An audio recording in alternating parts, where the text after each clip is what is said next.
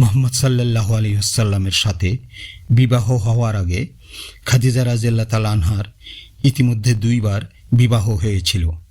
যদিও ওনার পিতা প্রথমে তাওরাত ও ইনজিলে বিশেষজ্ঞ তৎকালীন মক্কার বিখ্যাত ব্যক্তি খাদিজা রাদিয়াল্লাহু তাআলা আনহার চাচাতো ভাই ওয়ারাকা ইবনে নওফেলের সাথে বিয়ে ঠিক করেছিলেন, কিন্তু কেন যে তা হয়নি সে ব্যাপারে ইতিহাসে কোনো তথ্য পাওয়া যায় না।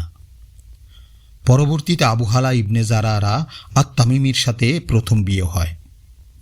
তামিমি মারা যাওয়ার পর আতিক বিন আবিদ আল মাকজুমির সাথে দ্বিতীয় বিবাহ হয়। সে স্বামীও মারা গেলে তিনি দীর্ঘদিন অবিবাহিত থাকেন।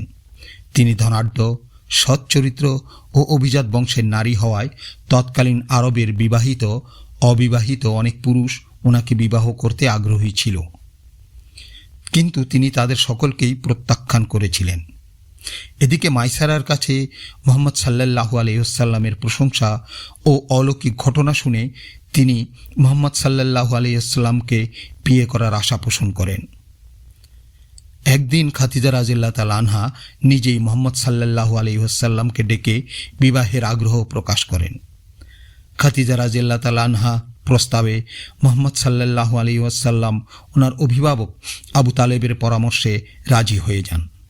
তখন খাদিজা রাদিয়াল্লাহু তাআলা আনহা তাকে বিবাহ করার জন্য ওনার বাবার কাছে প্রস্তাব পাঠাতে বলেন। এতে মুহাম্মদ সাল্লাল্লাহু আলাইহি ওয়াসাল্লাম রাজি হলেন না। তিনি বললেন, আমি দারিদ্র একজন ব্যক্তি, তাই আপনার বাবা এই প্রস্তাব গ্রহণ করবেন না। খাদিজা রাদিয়াল্লাহু তাআলা আনহা নিজেই বাবাকে বললেন, কিন্তু ওনার বাবা মানা করে দিলেন। তখন খাদিজা রাদিয়াল্লাহু তাআলা আনহা পিতার সাথে অভিমান করলে পিতা তার আদরের কন্যার কঠিন আবদারে রাজি হলেন। কথা পাকাপাকি হয়ে গেল।